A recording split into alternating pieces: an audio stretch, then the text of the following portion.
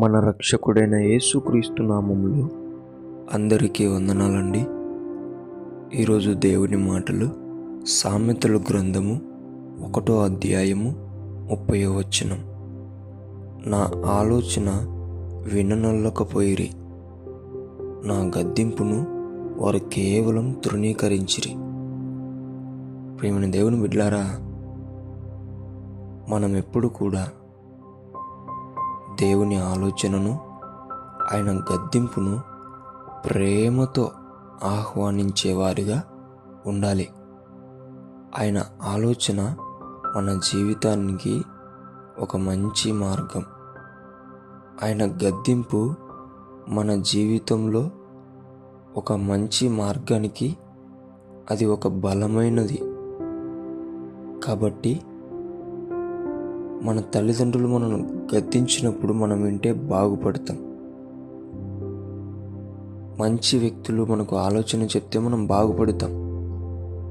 ఈ లోకంలో ఉంటున్న మనుషులే ఒక ఆలోచన చెప్పినా, ఒక గద్దించిన మంచి కోసం చేస్తారు. అలాంటిది నీ కోసం ప్రాణం పెట్టిన దేవుడు నీకు ఆలోచన చెప్తున్నాడు. నీ కోసం ప్రాణం పెట్టినవాడు నిన్ను గద్దిస్తూ మంచి మార్గంలో రమ్మంటున్నాడు. ఆయన ఆలోచన విను, ఆయన గద్దింపుకు లోబడు. నీ జీవితము ద్వారా నీ కుటుంబము చాలా అంటే చాలా ఆశీర్వదింపబడుతుంది.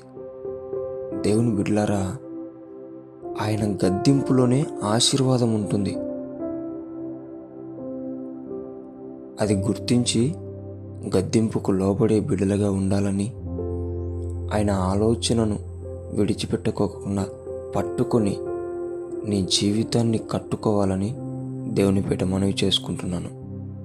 చూడండి, దేవుడు చెప్తున్నాడు, ఆయన ఆలోచన ఆరోగ్యమైనది, ఆయన గద్దింపు మంచి జీవితానికి ఒక పునాది. అది మనసులో పెట్టుకొని దేవుని ఆలోచన వినండి, దేవుని గద్దింపుకు లోబడండి, జీవితాన్ని సరైన మార్గంలో నడిపించండి.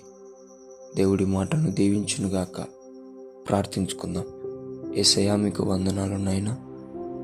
నీ మాటలు వినని వాళ్ళు ఎంతోమంది ప్రభువా, నీ ఆలోచన పట్టించుకునే వాళ్ళు ఎంతోమంది నాయనా, నీ గద్దింపుకు లోబడిన వాళ్ళు ఎంతోమంది ఉంటున్నారయ్యా.